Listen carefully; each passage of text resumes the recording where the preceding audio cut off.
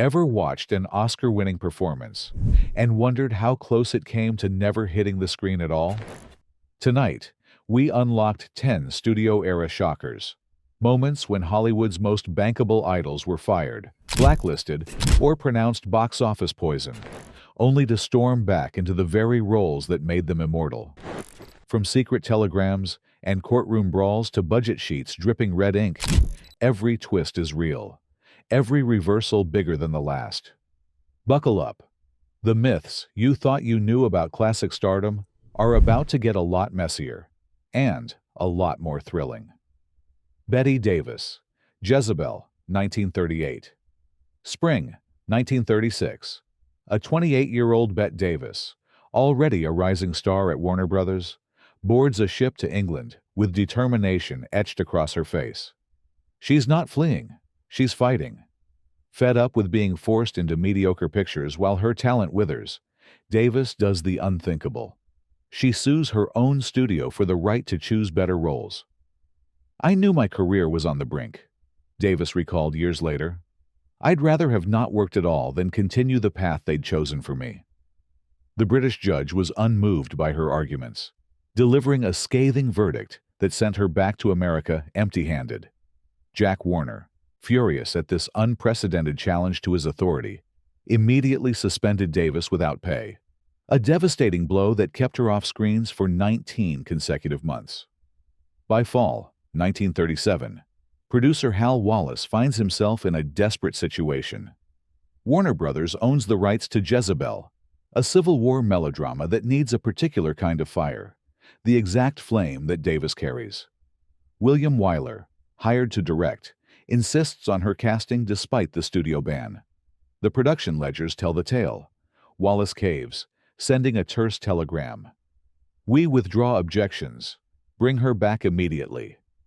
Davis, still burning with righteous anger, channels that fury into the role of Julie Marsden, a defiant Southern belle whose pride costs her everything. The 54-day shoot becomes legendary for the electric tension between Davis and Wyler, a creative friction that produces cinema magic. On March 9, 1939, Davis clutches her second Best Actress Oscar for the performance, a golden statuette that cost Warner exactly $2,400 per week, in back pay they'd been forced to honor. The studio's legal department quietly revises suspension clauses afterward, limiting how long a benched actor could be kept off screen. Davis had cracked the edifice, and Hollywood would never be quite the same. Frank Sinatra, From Here to Eternity, 1953. Picture a washed-up crooner in 1951, walking into Columbia Pictures with pockets so empty, his agent has quit taking his calls. Frank Sinatra, once the voice that made Bobby Soxers swoon, had hit rock bottom. His vocal cords hemorrhaged, his recordings weren't selling, and his public affair with Ava Gardner had tarnished his reputation. Columbia chief Harry Cohn laughs when Sinatra mentions the role of Angelo Maggio in From Here to Eternity. The part requires a scrappy, hot-tempered Italian-American soldier, and conventional wisdom held that mushy balladeers couldn't play tough guys. For decades, the legend persisted that mob pressure secured Sinatra the role, a story immortalized in The Godfather. But payroll ledgers tell a different tale. Ava Gardner, still Mrs. Sinatra, despite their tumultuous relationship, phones Cohn's wife and arranges a screen test. That 8-minute audition changes everything. "He owns the lens," Cohn scribbles after viewing the footage twice. Maggio, okay at scale. Sinatra signs for $8,000, 1/10 of the next lowest salary on the call sheet, with no dressing room trailer and no star perks. During the 41-day shoot, he drops 15 pounds to look appropriately gaunt for the role, improvises the memorable ukulele scene, and delivers a performance of such raw vulnerability that even hardened crew members take notice. When Sinatra wins the Oscar 7 months later, the transformation is complete. His record sales triple in 1954. Capitol Records signs him to a $1 million contract. The comeback ripples through Hollywood's economic structures. Columbia's casting memo, now housed in USC's Cinema Archive, bears a simple notation: special circumstances. The studio's board minutes reveal they allocated just $85,000 for all name salaries on Eternity. Proof the studio bet a long shot to salvage a tight budget and hit the jackpot. Within 2 years, many mid-budget films would routinely set aside transformation money for fading stars, hoping to catch lightning twice. Judy Garland, Summer Stock, 1950. Production log entry, May 18, 1949. Garland, suspended. Weight gain, tardiness, unfit for set. MGM's terse dismissal belied a painful truth. Their most reliable musical star was spiraling into addiction and depression. Behind the scenes, studio doctors had kept Garland functioning for years, with a devastating cocktail of amphetamines and barbiturates, speeding her up for morning shoots, sedating her at night, a cycle that had begun when she was just a teenager. By 1949, the system was collapsing. MGM pulls Garland off not one, but 2 films in rapid succession. For 8 agonizing months, the voice that had sung "Over the Rainbow" is silenced as studio accountants tally mounting losses. Louis B. Mayer, facing the potential financial disaster of an abandoned summer stock production, makes a calculated business decision: reinstate Garland under a clause requiring daily medical clearance. The humiliating requirement forces her to submit to examinations each morning before being allowed on set. Against all odds, Garland completes principal photography. But as editors assemble the film, they realize something crucial is missing: a signature showstopper. In March 1950, Garland returns to MGM, 15 pounds lighter after another desperate health regimen, to shoot Get Happy.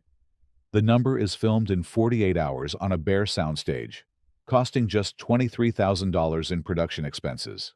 The result? 3 minutes of pure electricity that would become the cornerstone of every Garland tribute reel ever assembled. Summer Stock ultimately grosses $3.3 million domestic, erasing the studio's losses from her earlier suspensions. The clapperboard from that pickup session still reads, "Sequence 400 payoff." MGM's insurance carrier doubled premiums for volatile talent the following fiscal year, a cost quietly passed along to theater owners. The message was clear: stars with personal demons would now require financial guardrails. But if managed correctly, their comebacks could still fill seats and salvage balance sheets. Marilyn Monroe, Something's Got to Give, 1962. On June 8, 1962, studio security escorts a visibly distressed Marilyn Monroe off stage 14 at Fox. 21 days into production of Something's Got to Give, she has appeared on set for only 12 of them. Executives, furious at mounting delays, cite chronic lateness and unprofessional behavior. By June 29th, a $500,000 breach of contract lawsuit hits her mailbox, an astronomical figure for 1962. But the studio underestimates one crucial factor. Her co-star Dean Martin's contract contains a first-choice female star clause. Martin refuses to continue without Monroe, telling reporters, "I signed to do a picture with Marilyn Monroe, not with anyone who looks like Marilyn Monroe." The standoff forces Fox to reconsider. Production documents reveal the stark choice facing executives: replace their biggest female star and risk alienating their male lead, or swallow their pride and reopen negotiations. On August 1st, they choose the latter path, rehiring Monroe at $250,000 upfront plus profit percentages, a stunning 25% raise from her original deal. Monroe completes a swimsuit test and 3 scenes, appearing revitalized and focused. Then, tragedy strikes. Her August 5th death ends the production permanently, bleeding Fox another $2 million in unrecoverable costs. The financial aftershocks are immediate. Fox sells off 260 acres of backlot, land that now houses Century City, to offset Monroe's production write-down. But the story doesn't end there. In 1991, The surviving 37 minutes of footage drew 27 million ABC viewers, turning an unfinished romantic comedy into the most-watched classic film special of that decade. Monroe's final negotiation, conducted from a position of apparent weakness, demonstrated how star power could trump studio muscle even in death. Her last, incomplete performance becomes more valuable as a fragment than many stars' complete filmographies. Buster Keaton, Sunset Boulevard, 1950.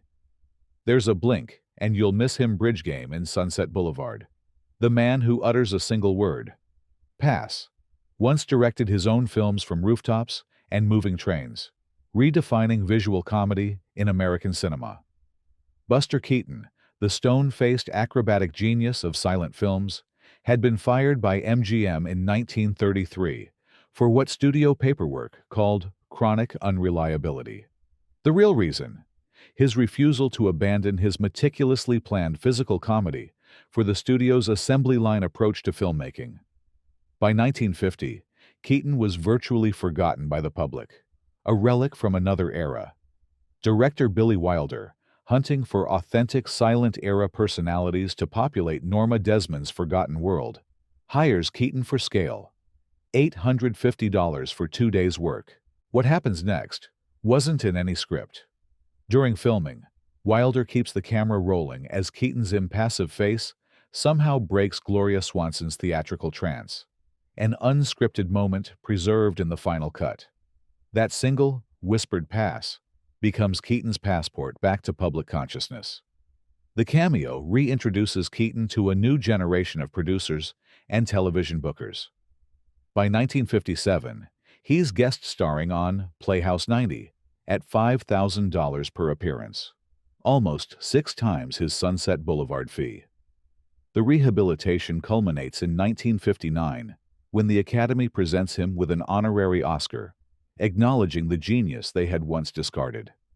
Keaton's comeback from a single line, perhaps the smallest role ever to restart a career, proves that Hollywood occasionally recognizes its debts to pioneers. More importantly, it demonstrates how the emerging television industry could provide second acts for talents abandoned by the studio system. Elizabeth Taylor, Cleopatra, 1963. A tracheotomy scar still fresh on her throat, Elizabeth Taylor sits in a London hospital room in March 1961, her future uncertain. She's already filmed 16 minutes of Cleopatra before near-fatal pneumonia forced a production halt. 20th Century Fox, facing unprecedented production costs, invokes their insurance policy and voids her $1 million contract, the highest ever paid to an actress. Then something unexpected happens. Insurance underwriters push back. Their actuaries calculate that without Taylor, the $7 million already spent has zero resale value. The Egyptian queen and the violet-eyed star have become inseparable in the public imagination. 11 months of high-stakes negotiations follow. Director Joseph L. Mankiewicz refuses to continue without Taylor. Production relocates from London to Rome at enormous expense. Taylor's attorneys craft a revolutionary agreement: $50,000 per overtime week, plus 10% of gross receipts, making her the first actor positioned to earn 8 figures if the film succeeds.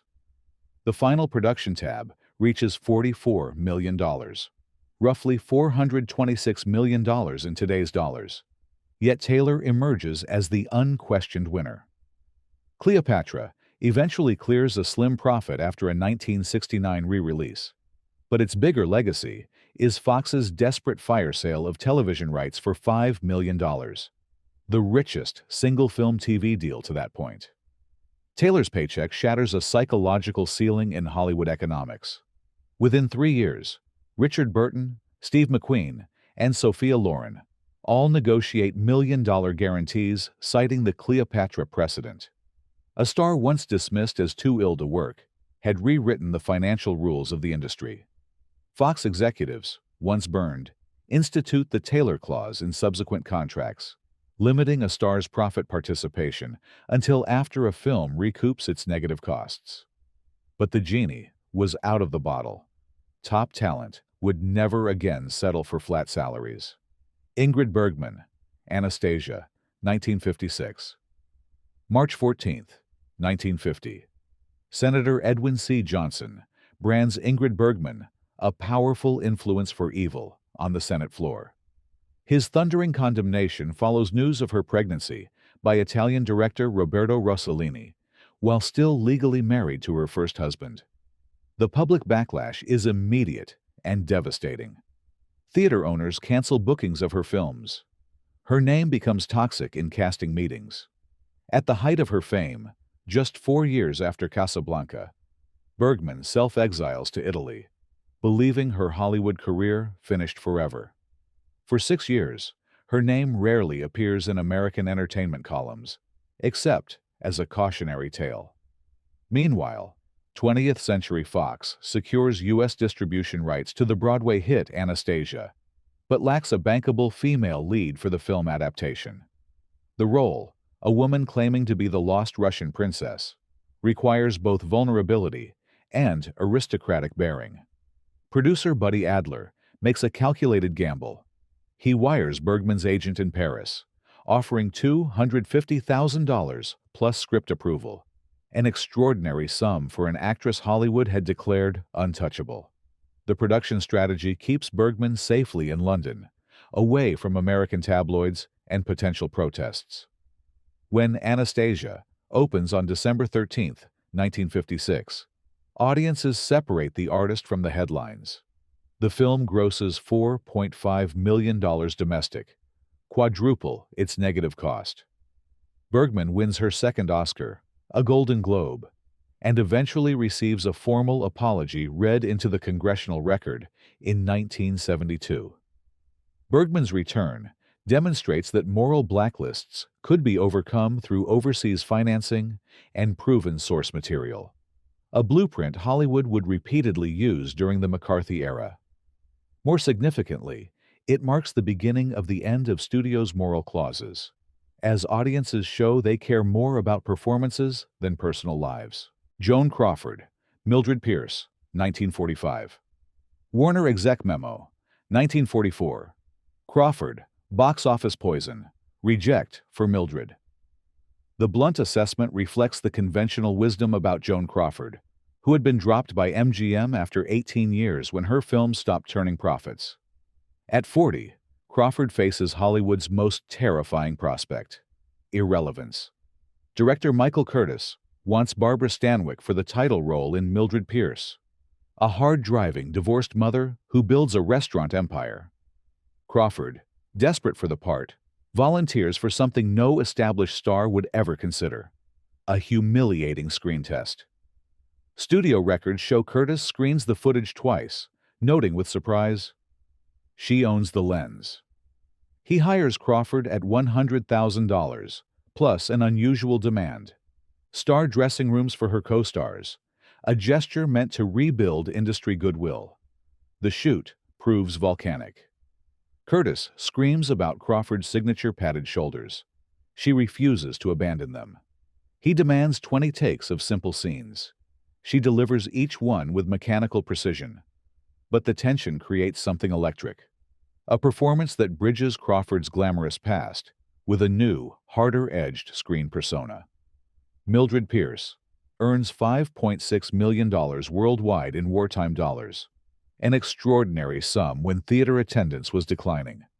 Crawford wins the Oscar she famously pretends to accept while sick in bed, though she was actually too nervous to attend. The box office poison label disappears from trade advertisements within 24 hours of the film's release. Warner Brothers, impressed by the return on their gamble, rewrites their talent acquisition protocol. Any established actor can now petition to screen test for a role already rejected by studio casting. Crawford's footnote becomes formal policy, and comeback roles become a deliberate casting strategy rather than happy accidents. Olivia de Havland, The Snake Pit, 48, The Heiress, 49. In 1943, while most Hollywood stars focus on war-bond tours, 27-year-old Olivia de Havilland wages a different kind of battle. Fed up with Warner Brothers extending her 7-year contract through accumulated suspension periods, she files a lawsuit challenging the very foundation of the studio system. For 2 years, the case winds through California courts as de Havland remains professionally sidelined. When the state Supreme Court finally rules in her favor in 1945, the industry's response is swift: an unofficial blacklisting. For 23 excruciating months, no major studio will touch her. Then, director Anatol Litvak offers her the lead in The Snake Pit, a groundbreaking drama about mental illness that most actresses fear will damage their glamorous images. The deal structure reveals Hollywood's new reality: $100,000 against 7% gross through an independent arrangement at Fox. Paramount follows with The Heiress, another challenging role of a plain, emotionally abused woman who finds unexpected strength. The back-to-back releases score $8 million combined, 2 Oscar nominations, and 1 win for de Havilland. More important than the awards, California's appellate ruling, Section 2, 855, becomes known as the de Havilland Law, limiting all personal service contracts to 7 calendar years. Every star agreement signed since 1944 conforms to her legal precedent. The victory transforms not just her career, but the entire power dynamic between talent and studios. Within a decade, independent production companies formed by stars become commonplace, and the exclusive long-term contract begins its slow death. A single legal battle outlasts the studio that fought it, proof that courtroom victories can outshine box office triumphs. Bela Lugosi in a Beverly Hills theater. The unexpected revival sparks panic at Universal's executive offices. They've allowed their monster franchises to languish while releasing the original stars from their contracts. Bela Lugosi, the man who defined Count Dracula for generations, is broke and considered passé in 1938. His thick Hungarian accent, once exotic and menacing, has limited his casting options as talking pictures evolve. He's reduced to bit parts and personal appearances at small theaters. When Universal decides to revive their horror franchise with Son of Frankenstein, Boris Karloff naturally picks first, choosing to reprise his role as the monster. Lugosi is offered a 3-day cameo as Igor, a broken-necked shepherd with murderous intentions. Director Roland V. Lee sees something in Lugosi's desperate energy during early filming. He expands the part, and Lugosi ends up on set for 9 weeks, earning $3,500, far below Karloff's fee, but 3 times Lugosi's entire 1938 income. The cackling, crooked-necked Igor steals every scene, giving Lugosi a new character type to inhabit: the grotesque but darkly humorous villain. The performance re-anchors him as a horror pillar for the next decade, including the successful Abbott and Costello Meet Frankenstein in 1948. The unlikely revival begins with a theater manager's gamble on old prints, a reminder that Hollywood's fortunes sometimes turn on the smallest decisions. Universal subsequently creates a formal library exploitation department to regularly re-release their classics, turning backlist assets into revenue streams and giving faded stars unexpected second chances. In a 30-year span, from Davis's courtroom drama to Monroe's last unfinished reel, these 10 reversals rewired how Hollywood prices risk, writes contracts, and measures a star's marketable lifespan. Individually, they are gripping comeback tales. Collectively, they map the slow death of the ironclad studio system. If you learned something new from this Hollywood history lesson, hit subscribe and share this video. Let us know in the comments which comeback surprised you most, or which forgotten star deserves their own redemption story. Until next time, remember that in Hollywood, as in life, sometimes the most compelling third acts begin after everyone's written you off.